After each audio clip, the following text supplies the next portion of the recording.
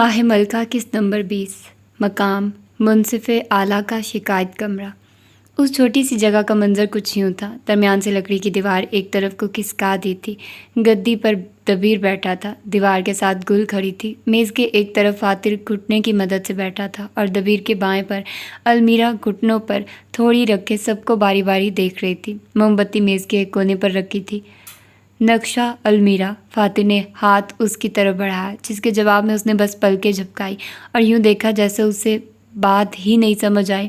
اس سے پہلے کہ وہ کچھ کڑوا بولتا، پیچھے کھڑی گل نے اپنی جیب سے نکال کر ایک طے شدہ کاغذ اسے تھمایا۔ پیشانی 2 انگلیوں سے مسلتے اس نے گانا گنگناتی المیرا کو اشارہ کیا۔ دیکھو المیرا۔ المیرا کا گول ہوئے ہونٹ رکے۔ مجھے بات لمبی کرنا، تمہید باندھنا یا وقت ضائع کرنا نہیں پسند۔ میں مانتا ہوں تمہیں میری شکل دیکھ کر قتل کرنے کے 101 خیالات آتے ہیں، مگر اس وقت ہم سب کا مقصد ایک ہے، تو برائے مہربانی اپنی دشمنی کو تھوڑی دیر کے لیے ایک طرف رکھ کر بات بات پر مجھے زچ مت کرو۔ اس کے بعد وہ امید رکھتا تھا کہ المیرا اس کی بات ضرور سمجھے گی۔ ظاہر ہے بچی تھوڑی نہ تھی۔ میں تو کروں گی تنگ، روک سکتے ہو تو روک لو۔ ایک پل کی بنائی امید المیرا نے ایک جملے سے بجھا دی۔ اتنی نفرت اسے آج تک کسی جھوٹے دوغلے انسان سے نہیں ہوئی جتنی اس وقت اسے اس جعلی ملکہ سے محسوس ہو رہی تھی۔ آخر المیرا انسانیت کے کس گناہ کی سزا ہے؟ وہ ہونکوں کی طرح اس بد دماغ کو دیکھ کر رہ گیا۔ فاتر نے بولنے کے لیے لب جدا کیے جب دبیر نے آگے ہوتے اس کے ہاتھ سے نقشہ چھین لیا۔ یہ دونوں تو پوری رات لڑ سکتے ہیں، البتہ دبیر 1 گھنٹے سے زیادہ انہیں اپنے گرد برداشت کرنے کی صلاحیت نہیں رکھتا۔ یہ ہے مائع ملکہ کا نقشہ جو ہمیں بلبل نے المیرا کے حکم پر ڈھونڈ کر دیا ہے، گل نے کہنا شروع کیا۔ اگر ہم نے اس جہاز کی خامیاں ڈھونڈنی ہے تو سب سے پہلے ہمیں اس کے اعضاء تشریح کرنے ہوں گے۔ ذرا سا آگے آتے گل نے انگلی کی مدد سے سب سے اوپر کی سطح پر ہاتھ رکھا۔ جہاز کی خامیاں نہیں، سچائی۔ فاتر کی بات نظر انداز کی۔ ماہ ملکہ 3 منزلوں پر مشتمل بحری جہاز ہے، جہاں سب سے اوپر والی منزل پر کوارٹر ڈیک، جسے ہم جہاز کا کنٹرول روم بول سکتے ہیں، مشتمل ہے۔ اس کے علاوہ ہی ایک طرف کو رکھے ان 4 توپ کو ہم فور کیسٹل کہتے ہیں۔ اس نے جہاز کی ابتدا پر انگلی رکھی۔ درمیان میں جو یہ دروازہ ہے، یہ قید خانے کا۔ رکو رکو رکو، المیرا میز پر ہاتھ رکھتے آگے ہوئی۔ تم اتنی گہرائی میں مت جاؤ، ہمیں معلوم ہے تمہارے پاس دینے کو بہت گیان ہے، بس ہمیں سطحی علم چاہیے۔ گل نے لبوں کو ایک سیدھی لکیر میں کھینچ لیا۔ اللہ معاف کرے، میرا تو سر چکرا دیا تم نے۔ گل نے اسے جواب دینے کے بجائے دبیر اور فاتر کو مدد طلب نظروں سے دیکھا۔ آنکھوں سے المیرا کو کنواں میں پھینکو کا اشارہ کرتے فاتر نے نقشہ اپنے سامنے پھیلایا۔ وہ نہایت بوسیدہ اور مٹا ہوا تھا، نہ صحیح سے الفاظ دکھ رہے تھے نہ جگہیں۔ تھوڑی دیر تک ہاتھ کی پشت کو ہونٹوں پر رکھے وہ سوچتا رہا۔ دبیر ان سب سے لاپرواہ اپنے خیالات میں مگن تھا۔ اس کو اپنی خوراک کی بے تحاشا طلب تھی۔ ضبط کرنے کی خاطر وہ ناخن سے انگوٹھے کی جلد کھرچنے لگا۔ پہلی منزل پر ملکہ کا کمرہ اور رہائش کے لیے خیمے موجود ہے۔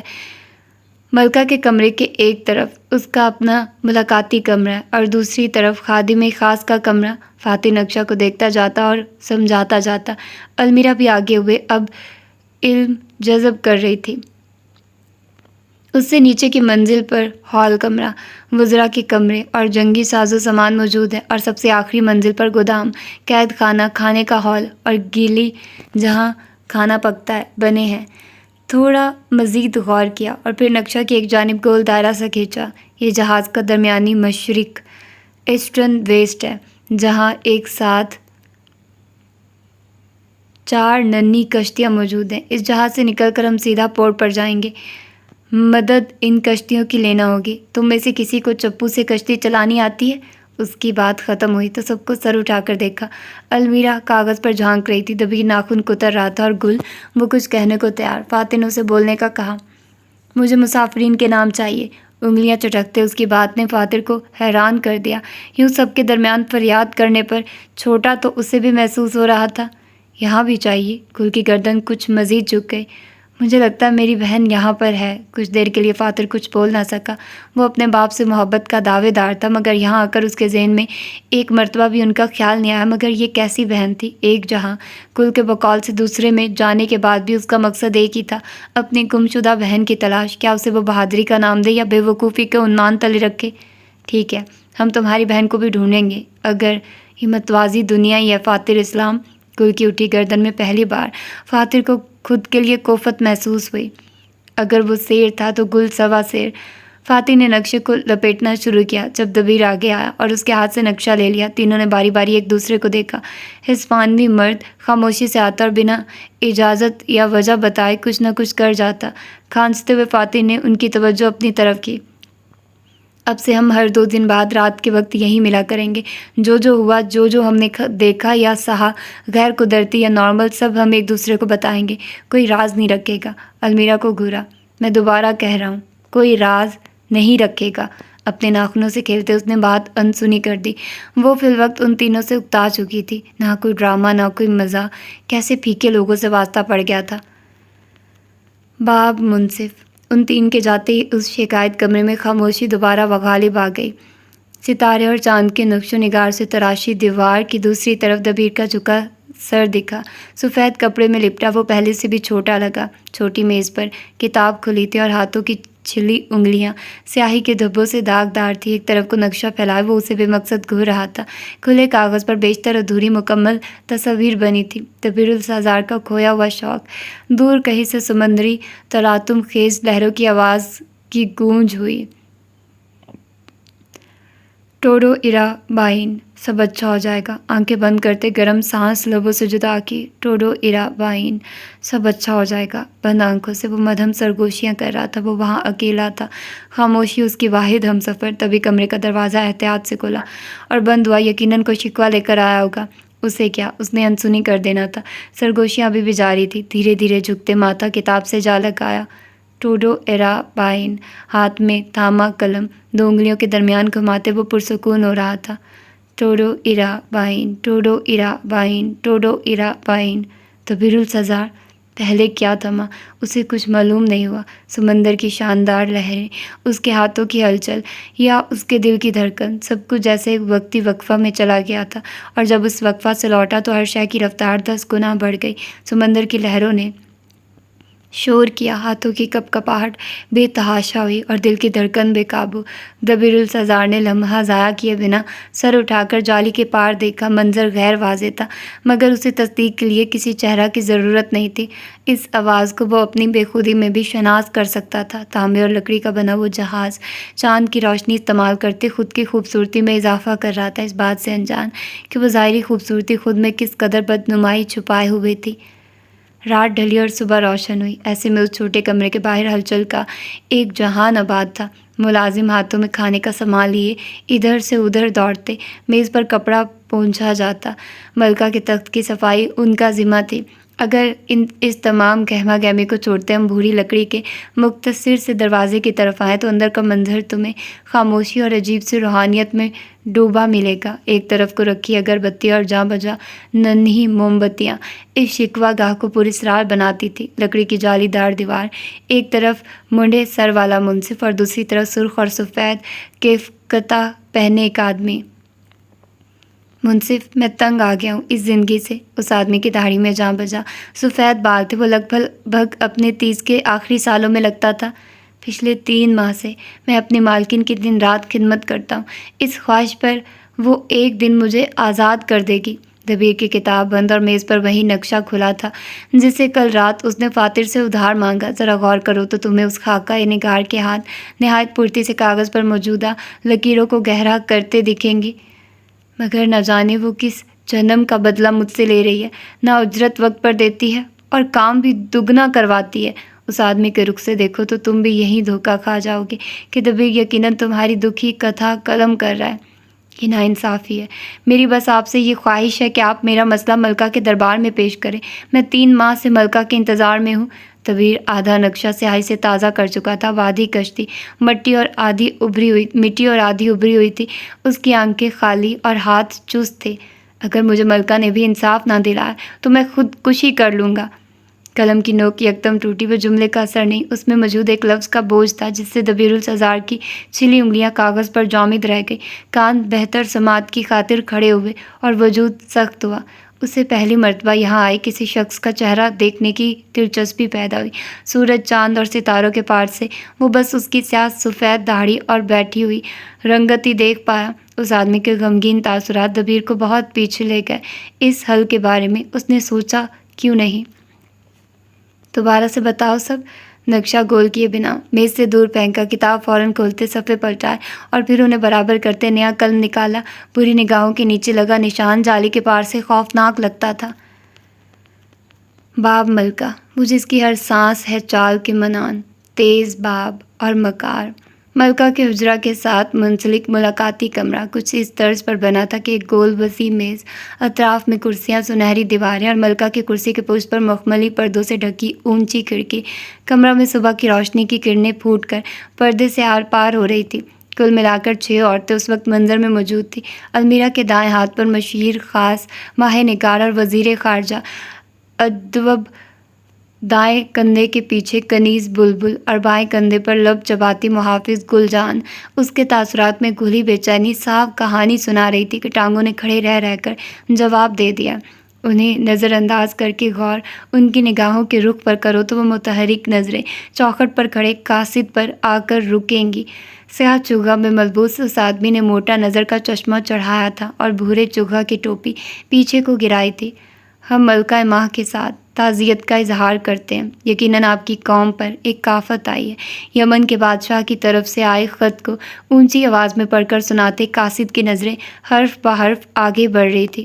ماہ ملکہ کی اس عظیم تنظیم کی پشت پناہی کرنا ہمارے لیے اعزاز سے کم نہ ہوگا۔ اگر دھیان کرو تو تمہیں کمرے میں سب سے اختلافی تاثر مشیر خاص کے چہرے پر دکھے گا، ناپسندیدگی اور تنے ہوئے جبڑے۔ یہ خط ہماری طرف سے تعلقات کی بحالی کا پہلا قدم۔ خاموش، سب کی نظروں کا زاویہ قاصد سے ہٹتے ماہر نگار تک آیا، جو بڑے بفرے انداز میں اس کی بات کاٹتے کھڑی ہوئی۔ یہ پیغام واپس لے جاؤ اور ان کے بادشاہ کو ہمارا حکم سنا دو۔ نیلی سیاہ آنکھیں قاصد کے جھکے چہرے پر تھی۔ یہ تمام خطوط مختلف ریاستوں سے بھیجے گئے تھے جنہیں ماہ ملکہ کا اپنا قاصد پڑھ کر سنا رہا تھا۔ جب تک سلطنت یمن ہمارا قرضہ نہیں اتارتے ہم سے دوستی کی امید مت رکھیں۔ المیرا منہ میں بادام ڈالے کسی تماشائی کی طرح سب دیکھ رہی تھی۔ ملکہ ماہ نے کاذبین اور احسان فراموشوں کا ساتھ نہ کبھی دیا ہے اور نہ کبھی دیں گی۔ اپنی بات کہنے کے بعد اس نے باری باری سب کے چہرے ٹٹولے۔ ادوب ماہی نگار کے رتبہ کی وجہ سے خاموش تھی۔ بلبل از تربیت فرش پر دیکھ رہی تھی اور گل اس کی نظریں یہاں نگار سے ملی وہی سہم کر کمرے میں موجود کشتی کا خاکہ حفظ کرنے لگی۔ آخر میں اپنی ملکہ کو دیکھا۔ بھرے گالوں والی المیرا نے بہویں اچکائی۔ مجھے کیا دیکھ رہی ہو؟ ایک اور بادام ڈالا۔ مجھے کیا معلوم یہ سب کیا ہو رہا ہے؟ آج اس نے نارنجی کامدار لباس زیبتن کیا تھا، بالوں کا وہی جوڑا جس سے دوپٹہ لٹکتا نیچے آ رہا تھا۔ لباس کا رنگ اس کی آنکھوں کے رنگ کو نمایاں کرتا تھا۔ قحط سالی کے دوران یمن کے بادشاہ نے ہم سے کل 300 کلو تک گندم امداد کے طور پر خریدی تھی، جس کا اس وقت ایک حصہ ادا کر دیا گیا تھا، جبکہ دوسرے کی ادائیگی کی بات ان کے حالات بہتر ہونے کے بعد طے پائی تھی۔ چھوٹے کٹے بالوں والی ادوب نے کہنا شروع کیا۔ حالات بہتر ہونے کا دورانیہ بس 6 ماہ تھا۔ چہرے پر 4-5 چھوٹے مگر واضح تل، ذہین گہری نگاہیں اور مہندی رنگ کے پیچھے کو کیے بال۔ ادوب کی بات مکمل ہوتے المیرا کو جتنا سمجھ آیا اس نے بس سر ہلا دیا۔ قاصد نے وہ خط میز پر رکھا اور دوسرے طے شدہ کاغذ کی رسی جدا کی۔ وہ گول میں آزاد ہوتا بھورا کاغذ اب کھل چکا تھا۔ کھانستے ہوئے کمرے میں تمام لوگوں کو متوجہ کیا۔ ملکہ ماہ کو دمشق کی شہزادی کا سلام۔ آپ کی تنظیم کے لیے ڈھیروں دعائیں اور آپ کی اگلی ملکہ کے نام کچھ تحائف۔ اس مرتبہ ماہ نگار کے لبوں کے کنارے شکوہ تو افتخار میں ڈھل گئے۔ المیرا یہ تبدیلی محسوس کیے بغیر نہ رہ سکی۔ لگتا ہے دمشق میں بڑھیا کا کوئی عاشق رہتا ہے۔ المیرا کا بادام کھاتے تبصرہ۔ ماضی میں دمشق کے ساتھ آپ کے جو بھی تعلقات رہے انہیں بھلا کر ہم ایک نئے تعلق کی بنیاد رکھتے ہیں، دوستی کا ہاتھ بڑھاتے ہیں۔ کمرے میں موجود تمام لوگوں کے الگ تاثرات تھے۔ اس بار نگار نے کوئی احتجاج نہ کیا۔ المیرا نے سوالیہ نگاہیں ادوب کے چہرے پر ڈالی، یوں جیسے کہہ رہی ہو، ہاں بہن، یہ دمشق کا قصہ کون سنائے گا؟ وزیر خارجہ کھانستے ہوئے اپنی جگہ پر تھوڑا آگے ہوئی۔ دنیا میں اس وقت کچھ ہی ممالک پر سرداری عورت کے ذمے ہے، دمشق انہی میں سے ایک ہے۔ نارنجی دستانے والا ہاتھ تھوڑی پر ٹکاتے وہ مغموم سے سنے گئے۔ اپنی ملکہ والدہ کے قتل اور اپنی 2 بہنوں کی خودکشی کے بعد نوعمر شہزادی تالش آس پاس کے ملکی حملوں میں اپنی آدھی فوج گنوا چکی ہے۔ نگار کی مسکان ویسے ہی قائم رہی۔ علاوہ ازیں ان کے ملک کے اندرونی حالات بھی کچھ خاص قابل تعریف نہیں۔ غیر تجربہ کار رویہ، بچکانہ فیصلے اور شہزادی سے زیادہ ان کے جملہ ساز و وزیروں کی حاکمیت دمشق کو اندر سے کھا رہی ہے۔ اور اس کے باوجود بھی وہ ہماری مدد کرنا چاہتی ہے۔ المیرا کے سوال کا جواب ادبب نے دینے کے لیے لب واہ کیے جب اس کی بات مشیر خاص نے کاٹ دی۔ ماہ ملکہ تنظیم کا اول مقصد جہاں تخت کا حصول ہے، وہیں دنیا کے نظام کو واپس اس کے اصل پر لانا بھی ہے۔ ماہ نگار کی باروب آواز کمرے کی در و دیوار میں پھیل گئی۔ ہمیں ہر ممکنہ کوشش کرنی چاہیے کہ جو ریاست ہماری طرف ہاتھ بڑھائے اس کا ہاتھ ہم تھام لیں، لیکن ہمیں اپنا مقام اور اپنے رفیق کا مقام دیکھ کر فیصلہ لینا ہوگا۔ نگار کی اپنی بات کاٹے جانے پر تیوری چڑھ گئی۔ المیرا کو اب یہ طاقت اور انا کا جھگڑا کھیل کر نہیں، دیکھ کر لطف آ رہا تھا۔ ہم اپنی روایات نہیں توڑتے، آہستہ ادبب بغیر اسے دیکھے اٹھی گردن سے کہا۔ بھلے ہی ہماری روایات ہماری کمر کیوں نہ توڑ دیں۔ طنز کا تیر کاری تھا جو ماہ نگار کے آر پار ہوتے اس کے وجود کو سلگا گیا۔ اف برہن، المیرا نے ایک زیتون منہ میں ڈالتے دل ہی دل میں کہا۔ بھلے ہی آپ جانتی ہی کتنا ہے۔ آہستہ لہجہ اونچا نہیں مگر اس کی سختی کی گونج بھاری تھی۔ تخت پلٹنے سے 3 ماہ پہلے ہی تو آپ اس مقام پر آئی ہیں۔ ادبب ٹس سے مس نہ ہوئی، جبکہ پیچھے کھڑی گل کے قدم لڑکھڑانے لگے۔ میں اپنی رائے پیش کر رہی ہوں۔ نگار کو نظر انداز کرتے وہ اپنی جگہ سے کھڑی ہوئی۔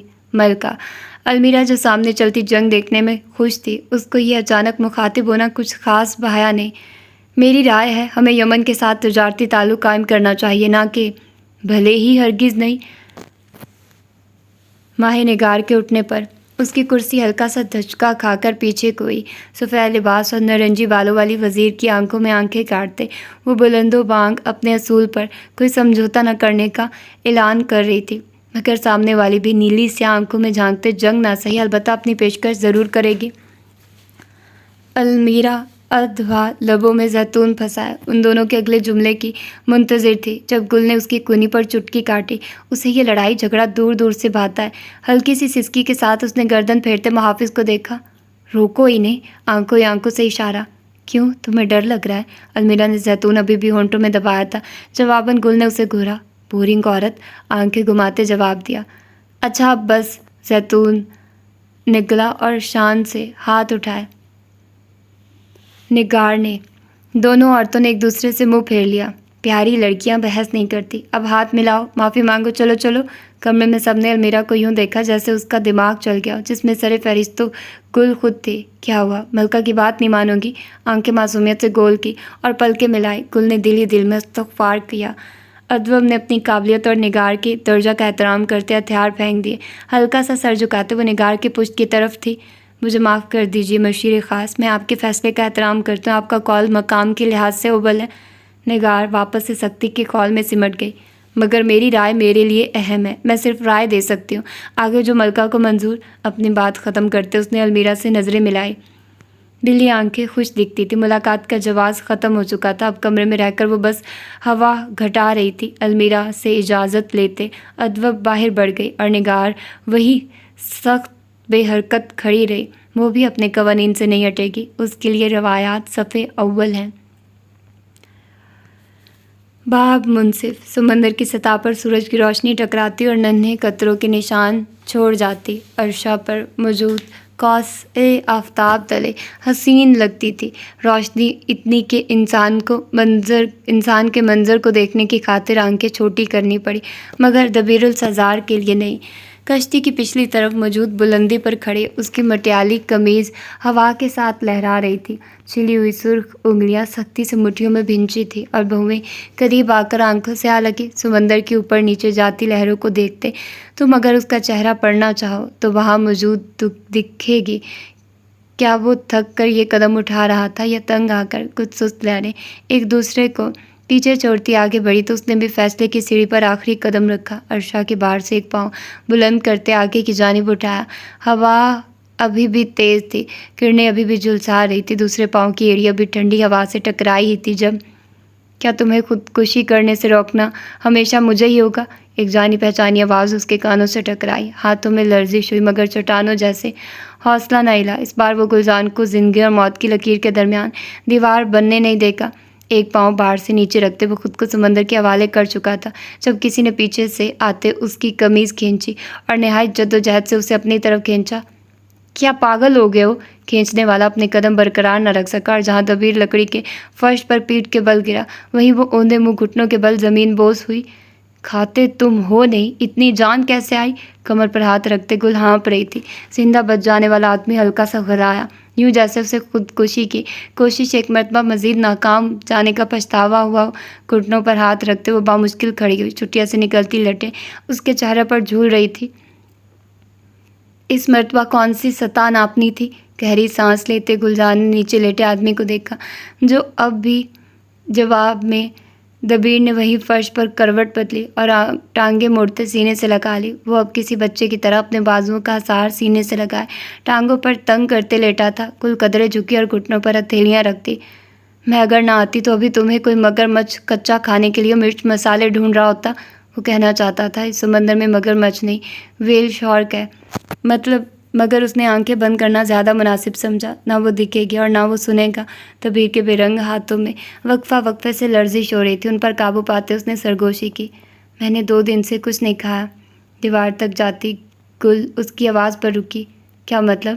جواباً وہ خاموش رہا۔ سمندر کی لہریں اور فضا میں اٹھتے بگلوں نے خاموشی میں شور پیدا کیا۔ یہ کیسا آدمی تھا؟ غصہ سے ہنکار بھرتے وہ اپنا تیر کمان تھامے دیوار سے ٹیک لگا کر بیٹھ گئی۔ اس سے پہلے کہ وہ صحت ایک عظیم نعمت ہے پر تقریر کرتی، دبیر نے دونوں ہاتھوں سے کان ڈھک لیے۔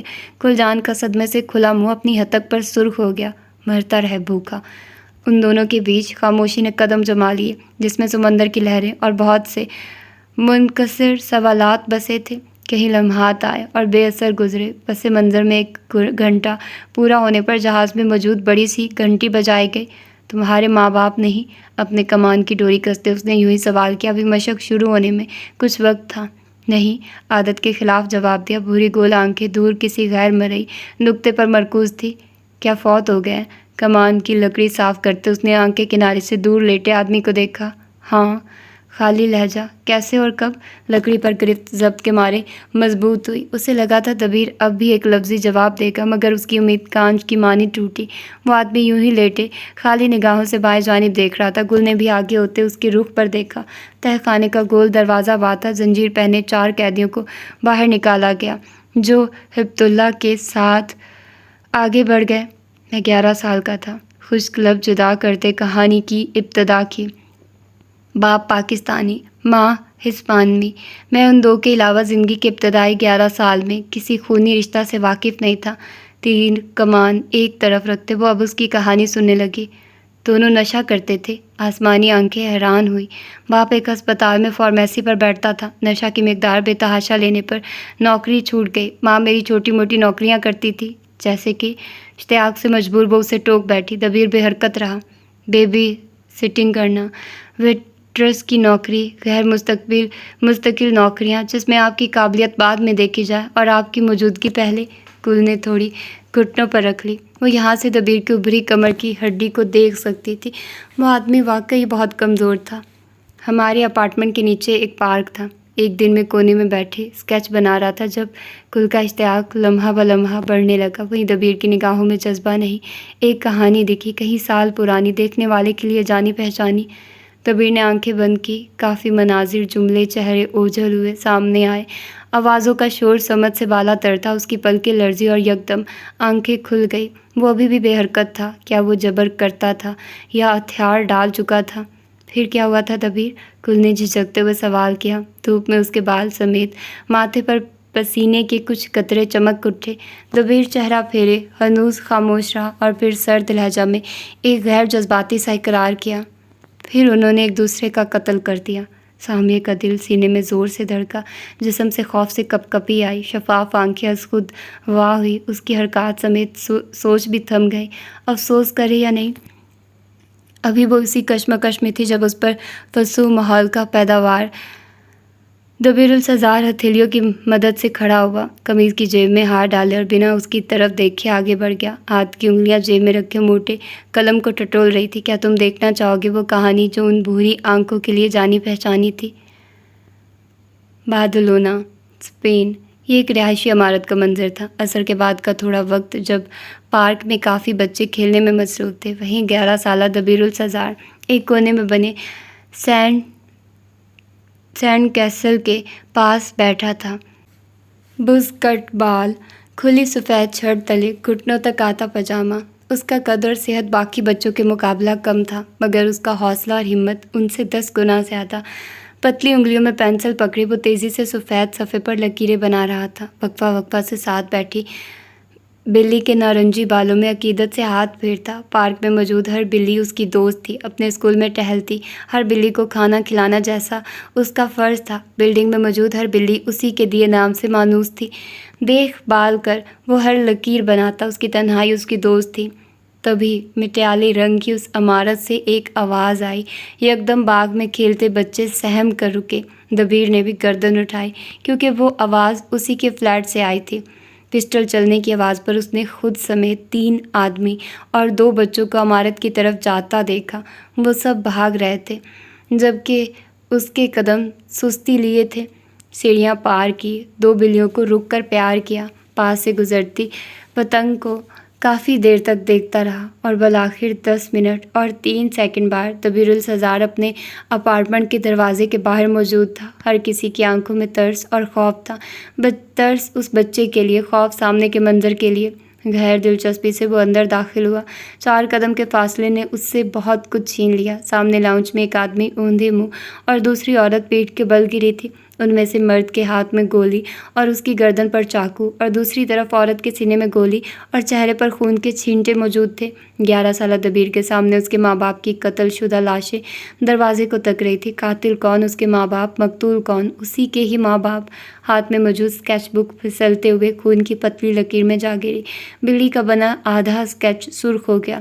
وہ وہاں سے کھڑا اپنی ماں کی آنکھوں میں جھانک رہا تھا۔ وہاں زندگی کی رمق تمام تھی، مگر اس کا عکس پھر بھی واضح تھا۔ ماں کی بھوری نگاہوں میں دبلے پتلے سے دبیر کا خاکہ صفائی سے بنا تھا۔ کسی نے آ کر اس کے کندھے پر ہاتھ رکھا۔ اس شخص کا لمس کھردرا اور محنت کش تھا۔ دبیر السزار نے آہستہ سے گردن اٹھائی۔ فرحان آنسو روکے اسے ہی دیکھ رہا تھا۔ چہرہ پر تسلی تھی۔ چھوٹے لڑکے نے چہرہ دوبارہ سے اپنے ماں باپ کی طرف کر دیا۔ جسم سے نکلتا ان دونوں کا خون آپس میں گھل مل کر اعصاب کو تناؤ زدہ کر رہا تھا۔ یہ ایک انٹروگیشن کا بدبودار کمرہ تھا، جہاں ایک طرف شیشے کی دیوار اور درمیان میں میز تھا۔ فرنال کی بو ان سفید ٹائل سے اٹھتے ہوئے اس کے اعصاب بوجھل کر رہی تھی۔ کچھ دیر پہلے پولیس کے ساتھ یہاں آئے، وہ انہیں سب کچھ بتا چکا تھا، جو دیکھا یا جو نہ دیکھا سب۔ اس کے ماں باپ بہت لڑتے تھے۔ وجہ؟ تم نے میری ڈرگز بغیر اجازت کی استعمال کی۔ ڈرگز کیا، وہیں ان کی نشے کی پڑیاں۔ اس کے ماں باپ دونوں اپنی زندگی نشے کے نام وقف کر چکے تھے۔ آئے دن کبھی اس کی ماں اس کے باپ کو رنگے ہاتھوں پکڑتی تو کچن میں 2-3 تو برتن تو ضرور ٹوٹتے، یا بعض مرتبہ اس کی ماں اپنے میاں کے سوالات کا نشانہ بنتی تو بات ہاتھا پائی کے بغیر نہ تھمتی۔ دونوں رفیق برابر کی توانائی دکھاتے۔ جہاں اس کی ماں ایک تھپڑ اور لات کھاتی، وہیں اس کا باپ ماں کے نشانوں سے نہ بچ کر اپنا سر توڑوا بیٹھتا۔ کسی کو آج تک یہ سمجھ نہیں آیا وہ دونوں ساتھ کیوں تھے۔ لڑائی کے علاوہ وہ دونوں ایک دوسرے کو مخاطب بھی کم ہی کرتے، یا شاید وہ سوچنے سمجھنے کی صلاحیت کو دبا بیٹھے تھے۔ البتہ انہوں نے کبھی دبیر پر ہاتھ نہیں اٹھایا تھا۔ ہاتھ تو دور، اس پر تو کبھی نظر بھی نہیں ڈالی گئی۔ عجیب خاندان تھا، ہر انسان اپنی ذات میں مست، آس پاس کسی کی پرواہ نہیں۔ کمرے کا دروازہ کھلا اور ایک پولیس انسپکٹر داخل ہوا۔ لمبی داڑھی اور منڈا سر، اس کے چہرے پر نرمی نہیں تھی۔ دبیر کے سامنے کی کرسی سنبھالتے اس نے اپنے فربیہ بازو میز پر رکھ دیے۔ گولی تمہارے باپ نے چلائی تھی اور چاقو تمہاری ماں نے مارا تھا۔ دونوں کی موت میں وقفہ نہ ہونے کے برابر ہے۔ آٹوپسی رپورٹ ہی بتائے گی کس نے قتل میں پہل کی۔ ہسپانوی انسپکٹر بول کر خاموش ہو گیا۔ سفید شرٹ والے لڑکے کی نظریں جھکی تھیں۔ انسپکٹر کو اس پر تھوڑا سا ترس آیا۔ وہ بس بچہ ہی تو تھا۔ تمہارے ماں باپ مر چکے ہیں بچے، صدمے سے نکالنے کے لیے انسپکٹر نے رعایت کی۔ دبیر کی نظریں نہ اٹھی۔ اچھا، اور نیلی وردی والا آدمی دم بخود رہ گیا۔ وہ اس بچے کو یاد دلا رہا ہے، وہ یتیم ہے، اور یہ بچہ اب انہیں کون بتائے۔ دبیر السزار کے لیے ہر انسان ہی دفن شدہ تھا۔ اس نے کبھی عام رشتے بنائے ہی نہیں، اس کی تنہائی اس کی ساتھی تھی اور اس تعلق سے وہ مطمئن تھا۔ اب کے 11 سالہ لڑکے نے نگاہیں ملائی، نہ وہ گیلی تھی نہ سوجی۔ اس نے دل کو بہت ٹٹولا، شاید کہیں دکھ مل جائے، مگر چاہ کر بھی دل خالی رہا۔ دل تو ہمیشہ سے ہی خالی تھا۔ آگے کی زندگی کیا ہونے والی تھی، اس نے زیادہ سوچ بچار نہیں کی۔ اگلے ہی دن وہ فرحان کے ساتھ اس کے گھر آ چکا تھا۔ اس عنایت کی پیش وجہ فرحان نے اپنی تنہائی اور دبیر کے والد سے اپنی برسوں پرانی دوستی دی۔ کچھ 2-3 دفعہ تک زندگی ڈگر پر لوٹ آئے۔ وہ فرحان کے ساتھ رہتا تھا، اسکول جاتا، کھانا کھاتا، سوتا جاگتا، چھوٹی موٹی نوکریاں کرتے، اپنی پاکٹ منی نکالتا۔ اپنی پرانی زندگی سے اگر اسے کچھ یاد آتا تھا تو وہ تھی پارک میں موجود بلیاں، اپارٹمنٹ میں رہتی بلیاں۔ اچھا ہے، اسکول والی تو نہیں دور ہوئی۔ فرحان اچھا تھا، دبیر کے نظریہ سے دیکھو تو وہ کافی عرصہ سے اسپین میں مقیم تھا اور مہینہ وار پاکستان پیسے بھجواتا تھا۔ اس سے زیادہ اس نے اپنے خیر خواہ کو جاننے کی کوشش نہ کی۔ لیکن اگر تم دبیر السزار سے پوچھو گے کہ زندگی میں کوئی ایک ایسا شخص جو تم چاہو گے سب کی زندگیوں میں ہو، تو وہ آدمی بلا جھجک فرحان کا نام لے گا، بھلے ہی فرحان نے اسے چھت دی ہو اور تحفظ کے لیے دبیر السزار نے ہاتھ پاؤں خود مارے ہوں۔ وہ ہمیشہ اپنے باپ کے دوست اور اپنے ہمدرد کا مقروض رہے گا۔ کہانی میں تھوڑا آگے بڑھتے ہیں۔ اب ہمارا کردار 14 سالہ ہائی اسکول اسٹوڈنٹ تھا، جو اس وقت اپنے اسکول کی پچھلی گلی میں رکھے کوڑا دان کے قریب کھڑا تھا۔ مٹیالے جوکرز اور بز کٹ بالوں پر ٹوپی، اس کی نظروں کا حصار اپنی ہتھیلی پر تھا، جہاں ایک بھورا رول شدہ کاغذ ماچس کے ساتھ رکھا تھا۔ اسے معلوم تھا اس کے علاقہ میں ہائی اسکول کے طلباء کو ڈرگز کون مہیا کرتا تھا۔ ہاتھ میں رکھے جوائنٹ چرس والا سگریٹ کو دیکھتے وہ ایک سوال سوچ رہا تھا، ایسا کیا تھا اس میں جو اس کے ماں باپ آخری دم تک اس کی لالچ میں ایک دوسرے کا قتل کر گئے۔ گہری سانس لیتے اس نے پہلی کش لینے کی تیاری کی اور پہلی بربادی کی بھی۔ دور سے دیکھو تو تمہیں ایک لڑکا کھانستا ہوا گلی کنارے دکھے گا، مگر چرس پر گرفت ڈھیلی کیے بغیر۔ کھانسنے کے باوجود بھی اس نے کاغذ لبوں سے جدا نہ کیا۔ جہاں شعلہ کم ہوتا وہیں دبیر السزار کا وجود اس زہر کا عادی ہوتا۔ یہ سفر یہی تمام نہ ہوا، اس کا میل جول ایسے فروشوں کے ساتھ بڑھنے لگا، یہاں تک کہ معلوم ہونے پر فرحان نے اسے رہیب میں بھی منتقل کروایا۔ کچھ مہینہ گزار کر وہ وہاں سے نکل تو آیا، مگر یہ سلسلہ جاری رہا۔ اسے معلوم ہی نہ ہوا کب، کہاں اور کیسے اس کے بے معنی وجود کو راحت سی ملنے لگی۔ جو کام تجسس کے ہاتھوں بس ایک مرتبہ کیا، وہ اب لت کے بل بوتے پر زندگی کا حصہ بن گیا۔ یوں ہی ایک دن وہ خریدنے والے کے درجے سے بیچنے والے کے رتبہ پر پہنچ گیا۔ باب خادم ملکہ کے کمرے کی شان ہی کچھ الگ تھی۔ شفاف کھڑکی سے دور تک پھیلا پانی ہلکا نیلا اور روشن، خدا کی قدرت کا ایک نظارہ تھا۔ کمرے میں وہیں عجیب سی بدبو پھیلی تھی جسے وہ بلبل کو ہٹانے کا انگنت مرتبہ کہہ چکی تھی۔ فی الوقت ایک اور خوشبو سب پر غالب تھی، الائچی اور موتیا کے پھول کی۔ مصری قہوے کا بھورا مایا کپ میں ایک پتلی تہار کی مانند ڈل رہا تھا۔ کڑوے قہوے کے ساتھ گڑ کی 2 ڈلی بھی موجود تھی۔ المیرا کی آنکھوں میں تکبر تھا اور اس چائے کی پیالی کو تھامے خادم کی نگاہوں میں تنفر۔ چائے کی پیالی بناتے وہ المیرا کو دیکھنے سے حد درجہ گریزا تھا۔ اسے دیکھتے المیرا کو ایک بات یاد آئی۔ ویسے بلبل، میرا ایک سوال ہے۔ اس کے بالوں کو سنوارتی کنیز کے کان چکنا ہوئے۔ مشیر خاص اپنا خادم آزاد کر سکتی ہے تو میں کیوں نہیں؟ فاتر کی لاپرواہی یکدم دلچسپی میں تبدیل ہوئی۔ یہ 3 دن کا عذاب اگر کم ہو سکتا ہے تو فاتر اسلام ہر چیز چھوڑ کر اس عذاب کا معالجہ ڈھونڈے گا، کیونکہ آپ ملکہ ہیں اور وہ مشیر۔ اس کے بالوں کو ہاتھوں میں قید کیے بلبل کا انداز ازلی تھا۔ جو آپ کی رسائی میں ہے وہ صرف آپ تک محدود ہے۔ آپ کی دسترس میں آنے کے بعد اس شے کا کوئی مستقبل نہیں۔ عام رعایا کے لیے قوانین مختلف ہیں۔ فاتر کا سارا تجسس پھونک مار کر بجھا دیا گیا۔ المیرا نے اس کی بے بسی پر مسرور ہو کر دیکھا۔ پیشانی پر کوئی بال نہ ہے بلبل، یہ تنبیہ وہ اسے کل سے کر رہی تھی۔ المیرا کا ماتھا قدرے چوڑا مگر روشن تھا۔ بلبل نے سر ہلاتے اس کے بالوں کا سختی سے جوڑا کیا۔ میرے ابا کہتے تھے چوڑی پیشانی روشن قسمت والوں کی ہوتی ہے۔ خادم نے آنکھیں گھمائی۔ بیٹی کی طرح باپ بھی خیالی پلاؤ پکانے میں ماہر ہے۔ فاتر اب ایک طرف رکھا میٹھا کانٹنے کی تیاری کرنے لگا جب دروازے پر موجود درباری کی صدا آئی، وزیر خارجہ ادوب تشریف لائی ہیں۔ المیرا ایک دم سیدھی ہوئی۔ بلبل نے اس کے بالوں میں دوپٹہ ٹانگا اور ہاتھ ہٹا لیے۔ وہیں دروازے کھلے اور سفید لمبی فراق والی ادوب अदब अंदर दाखिल हुई, ताज़ीम दी और कमरे के वस्त में कदम जमाए। मलका ने उसे खिड़की के साथ लगे कुर्सी मेज़ की तरफ बुलाया। चूँकि निगाहों में इज्जत समोई वो आगे बढ़ी और कुर्सी खींचते बैठ गई। तभी फातिह ने अलमीरा के सामने उसकी चाय की प्याली रखी। दिल तो उसका चाहा उस प्याली में जहर मिला दे। नज़ाकत से चाय का घूंट भरते अलमीरा ने बुरी सी शक्ल बनाई। कड़वी है, निगाहें उठाए, बिल्कुल बनाने वाले की तरह। फातिह ने बड़े ज़ब्त से उसकी गर्दन दबाने से खुद को रोका। अलमीरा उसे जिज करने का कोई मौका हाथ से जाने न देती। काश खुदकुशी हराम ना होती तो वो समंदर में कूदकर जान दे देता, अगर इस औरत के सामने अपनी इज्जत न गंवाता। फातिह ने शक्कर की डली उठाते उसकी प्याली में डाली। तभी मलका माँ खनखारी और सर पर खड़ी बुलबुल को देखा। तुम जा सकती हो प्यारी। बुलबुल टस से मस न हुई। मुझे माहे निगार ने जानती हूँ मेरी निगरानी करनी है, कहीं मुझे कोई जेब में डालकर भाग न जाए। हाथ फिजा में हिलाते उसकी बात काटे। बेफिक्र हो जाओ, मेरे साथ अदब है ना। अगर मुझे कुछ भी हुआ तो तलवार सीधा इसकी गर्दन पर फेरना। क्यों आंसता? मलका के मुखातिब करने पर भी छोटे बालों वाली औरत ने सर न उठाया। मैं आपकी वफादार हूँ मलका।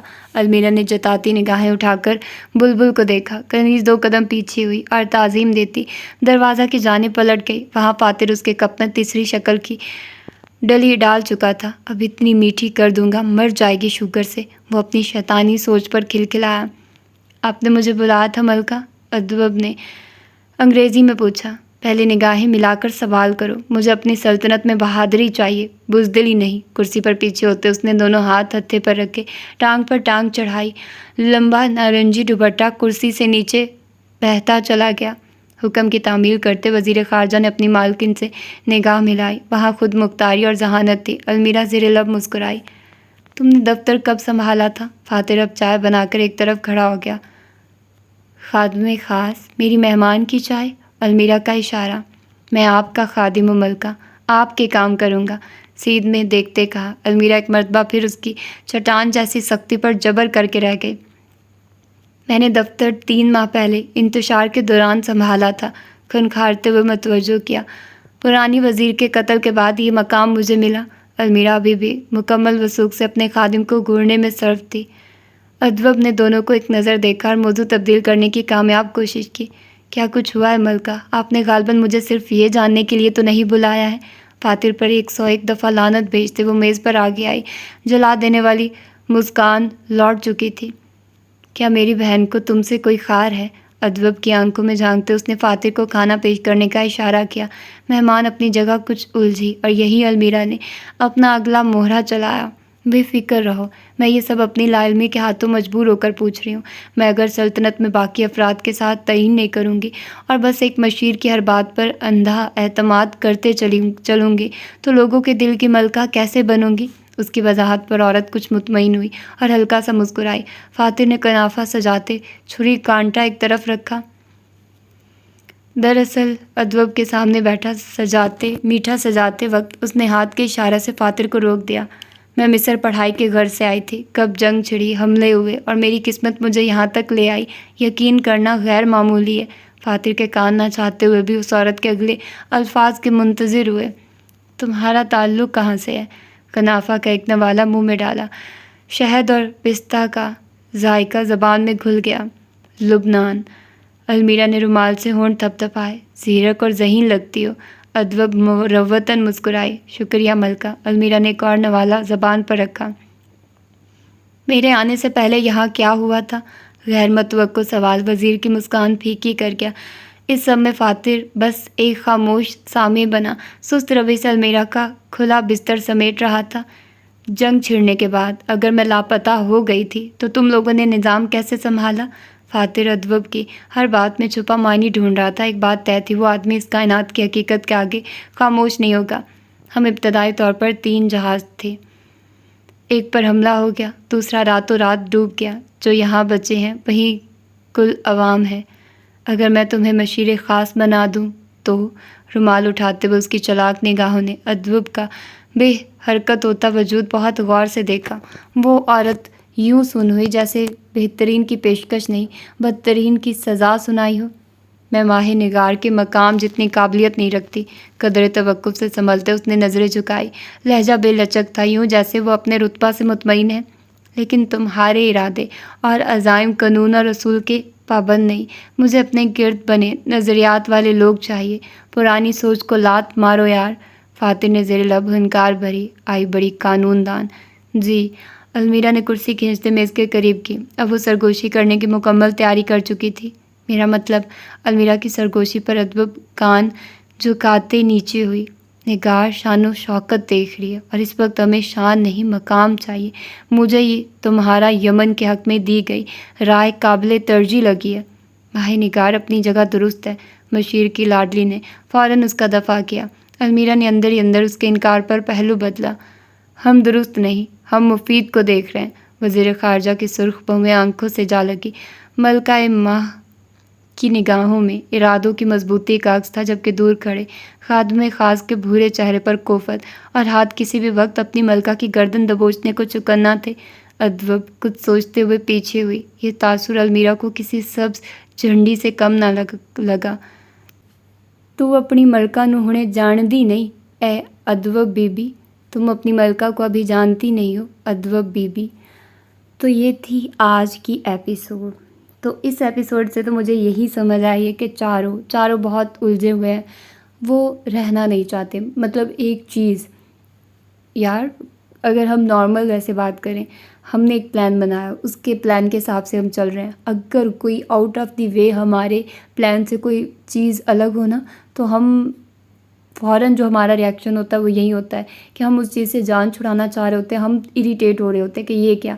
مطلب فار ایگزامپل، اگر مجھے ریکارڈنگ کرنی ہوتی ہے نا، تو اگر کوئی آ جائے، کوئی میرے پاس بیٹھنا چاہے، مجھ سے بات کرنا چاہے، تو مجھے اریٹیشن ہوتی ہے۔ مجھے ہوتا ہے کہ میں نے کام کرنا ہے، یہ میرے کام کا وقت ہے، تو مجھے ریکارڈنگ کرنی ہے۔ اب میں پھر مجھے بہت غصہ آ رہا ہوتا ہے اس وقت۔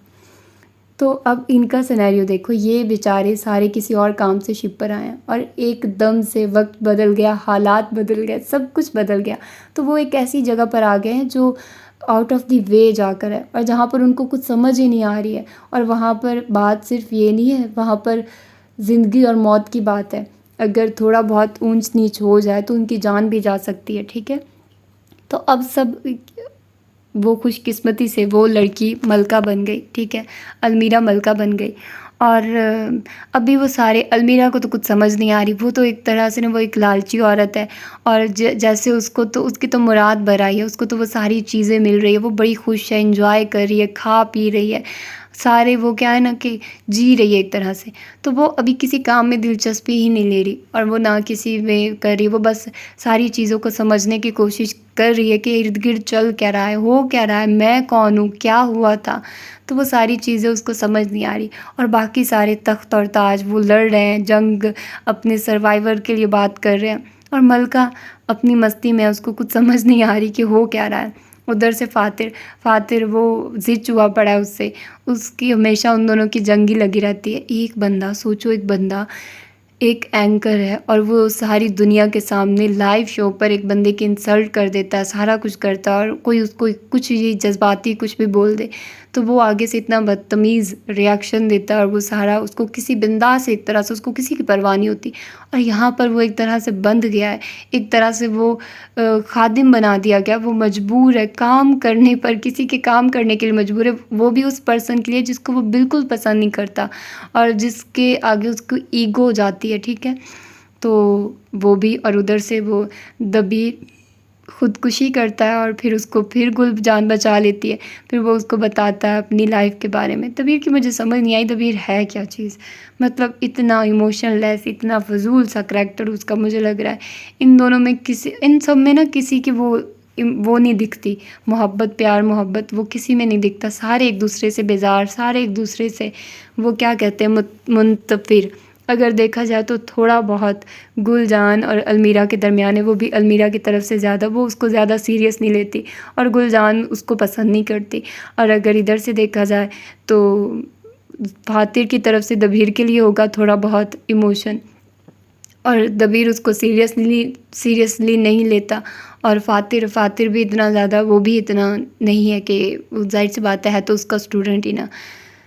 تو ابھی وہ صرف سمجھ رہے ہیں چیزوں کو، وہ صرف اپنے سروائیور کے لیے نا ایک طرف سے چپ ہیں، وہ ان کو پتہ نہیں چل رہا. ایک ہوتا ہے نا انسان ڈوب رہا ہوتا ہے تو ہاتھ پاؤں مارتا ہے، وہ بھی ابھی نا ڈوب رہے ہیں تو ہاتھ پاؤں مار رہے ہیں، ان کو سمجھ نہیں آ رہی کہ آگے کیا کرنا ہے، کیسے. وہ صرف ڈوبنے سے بچ رہے ہیں، ابھی ان کو نہیں پتہ کہ تیر کر ان کو کدھر جانا ہے. تو یہ ساری سچویشن ہے، ابھی ان کو کچھ پتہ نہیں چل رہا، ابھی وہ صرف چیزوں کو انڈرسٹینڈ کرنے کی کوشش کر رہے ہیں. اور باقی آپ لوگ کہہ رہے ہو کہ میں 2 ایپیسوڈ دے دیا کروں، 2 سے زیادہ دیا کروں یا تھوڑا ٹائم ڈیوریشن زیادہ کر دوں، تو ایسا پاسبل نہیں ہے. اور میں آپ لوگوں کو 2 ایپیسوڈ دے سکتی ہوں. 3 ایپیسوڈ میں تب دوں گی جب میں وہ کیا ناول ہے اس کا نام، جلتے خواب کمپلیٹ کر لوں گی. جلتے خواب کی تھوڑی سی ایپیسوڈ بنیں گی. ابھی تک 4 ایپیسوڈز ہو گئی ہیں تو اس کو جلدی کمپلیٹ کر لیں گے. او مائی گاڈ، آج تو میں نے اپلوڈ بھی نہیں کی. چلو اپنا ڈھیر سارا خیال رکھیے گا. ملتے ہیں اس کی اگلی ایپیسوڈ میں اور دیکھتے ہیں کہ آگے کیا ہوتا ہے. اپنا ڈھیر سارا خیال رکھیے گا. اللہ حافظ.